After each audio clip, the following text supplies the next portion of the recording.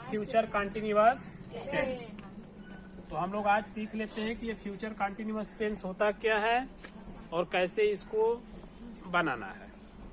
ठीक है, पहली पॉइंट, हर टेंसों की भांति इस टेंस के अंदर भी हमें सबसे पहले चाहिए इसकी पहचान। कंटिन्यूअस की पहचान क्या होती है? है नहीं, कंटिन्यूअस की पहचान होती है रहा, रही, रहे। रहा, रही, लेकिन ये है फ्यूचर, तो फ्यूचर में क्या आना चाहिए? गागी, गे। ये हो गया रहा होगा, रही होगी, रहे होंगे। राइट है। कुल मिला जुला के कहने का तात्पर्य यह है कि फ्यूचर टेंस में कोई भी कार्य लगातार हो रहा है। क्या कर रहा है? लगातार हो रहा है। करेक्ट है। जैसे राहुल जा रहा है, राहुल जा रहा है। कौन सा टेंस बन गया? प्रेजेंट में हो गया, तो प्रेजेंट कंटिन्यूअस हो गया ये। बट फ्यूचर में आएगा तो गा में होना चाहिए, यानी राहुल जा रहा होगा, फ्यूचर कंटिन्यूअस हो गया। सीता दूध पी रही होगी, हो गया ना। मतलब रहा रही के साथ गागी आएगा, और उससे भी बड़ी बात यह है कि इस टेंस के अंदर काम लगातार हो रहा। करेक्ट। आइए सेकेंड में हम लोग इसकी लिख लेते हैं हेल्पिंग वर्ब। कौन सा वर्ब? मतलब कौन सा हेल्पिंग वर्ब हमें यूज करना है। तो देखिए, फ्यूचर कंटिन्यूअस में आपको लगाना पड़ेगा विल बी और शैल। विल के साथ बी और शैल के साथ बी। करेक्ट है। दोनों लोग एक साथ यूज होंगे हमेशा, लेकिन जब निगेटिव आ जाएगा तो इन दोनों के बीच में नाट को ठूंस देंगे, कहेंगे ओ भैया ई में हो गया। जब इंट्रोगेटिव आ जाएगा, क्या आ जाएगा? इंट्रोगेटिव। तो हर टेंसों की भांति इस टेंस में भी आप जानते हो कि इंट्रोगेटिव में जो हेल्पिंग वर्ब होता है वो सब्जेक्ट के पहले लगता है। राइट। तो जब दो लोग एक साथ यूज होते हैं ना, मतलब दो हेल्पिंग वर्ब एक साथ यूज होने लगती है, तो एक हेल्पिंग वर्ब को सब्जेक्ट के पहले लिखते हैं और उसके पास जो भी बच जाए सबको सब्जेक्ट के बाद लिखते हैं। इस पॉइंट को एकदम दिमाग में भर लीजिए। एक से ज्यादा अगर हेल्पिंग वर्ब यूज हो रहे हों तब क्या करना होता है? पहले वाले को सब्जेक्ट से पहले लिखेंगे और उसके अलावा जितना भी बच जाएगा सबको कहाँ लिखेंगे? सब्जेक्ट के बाद। चलिए अब आते हैं हम वर्ब की बात करते हैं। इसमें जो हम वर्ब लगाएंगे वह वर्ब का फर्स्ट फॉर्म लगाएंगे, बट उसमें जोड़ देंगे ING। प्रेजेंट रहा हो या पास्ट रहा हो, आपने जिसका भी कंटिन्यूअस पढ़ा सब में ING जोड़ा, इसलिए फ्यूचर में भी हम ING जोड़ेंगे। कोई प्रॉब्लम? दूसरी पॉइंट, हमने इंडेफिनिट के अंदर भी समझाया था कि जब कोई भी कार्य अति आवश्यक हो जाए, क्या हो जाए? अति आवश्यक, तो वहाँ पे हेल्पिंग वर्ब को चेंज कर देते हैं। जैसे आई और वी के साथ क्या लगाते हैं? सर। बट जब आवश्यक कार्य हो जाएगा तो इसके साथ विल लगा देंगे। अब कंटिन्यूअस में है तो विल बी लगा देंगे। करेक्ट है। मतलब वो वाला रूल्स हमेशा फॉलो करेगा, ये इस चीज को आपको ध्यान में रखना है। कोई दिक्कत? एकदम ओके है? क्या गुडो? ओके। मंचूरियन खा के ना इलाज? अरे मर्दमा कभी हमो के खियावा लोग बेइज्जती करा के हमारा रख देते बड़ा लोग, लाज देखत बड़ा लोग धंसा था। आगे देखो, जैसे हमने लिखा, एग्जाम्पल दिखा रहे हैं, सुमन पत्र लिख रही होगी।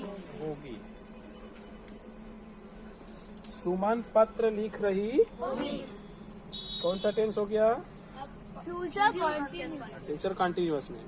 तो हम लोग क्या लिखने वाले हैं? सुमन उसके बाद will will be, writing writing a letter और letter. Suman will be writing a, letter सही है। किसी को ना समझ में आए तो बोलिए। सब टेंस लगभग लगभग अपने आखिरी छोर की तरफ जा रहे हैं, तो कोई सवाल ही पैदा नहीं होता कि सर जी वो कैसे लिखला है। नहीं, अगर दिक्कत हो तो बोलो। श्रीराम बताओ, नो प्रॉब्लम। नेक्स्ट देखिए, मैं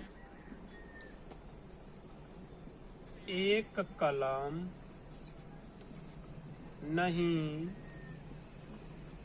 खरीद रहा होऊंगा।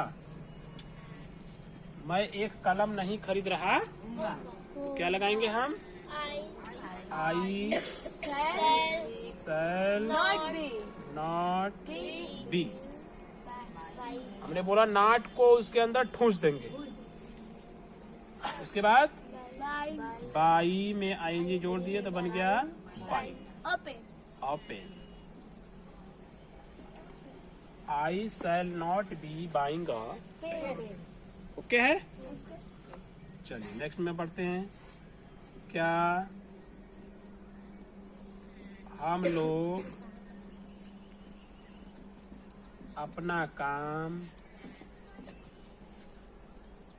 कर रहे होंगे होंगे? क्या हम लोग अपना काम? तो स्टार्ट में क्या है? यस नो टाइप, तो विल या सेल पहले लगना चाहिए। तो यहाँ पे क्या लगाएंगे? सेल सब्जेक्ट है हम लोग, तो हम लोग के साथ सेल। उसके बाद हम लोग का वी, इसके बाद लगा देंगे तुरंत बी। इंट्रोगेटिव में जो पहला वाला होता है उसको सब्जेक्ट से पहले रखते हैं और बाकी जितना बचेंगे कुल को बात करने। अच्छा, उसके बाद doing डूइंग। डूइंग क्या? डूइंग अपना काम। अपना किसके लिए आया है? तो वी के लिए अपने का work, works. Shall we be doing our works, यानी क्या हम लोग अपना काम कर रहे हैं, सॉरी कर रहे होंगे। नेक्स्ट जैसे देखते हैं, आप दिल्ली कब जा रहा है? क्यों नहीं जा रहे होंगे?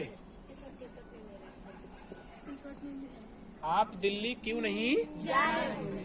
अब बताइए तो सबसे पहले हम क्या लिखें? क्यों का क्यों की क्या लिखेंगे?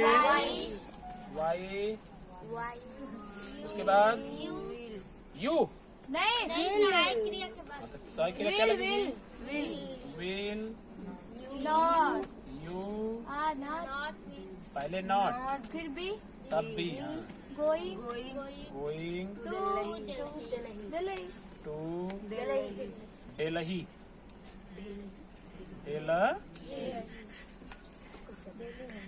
ठीक है बच्चा,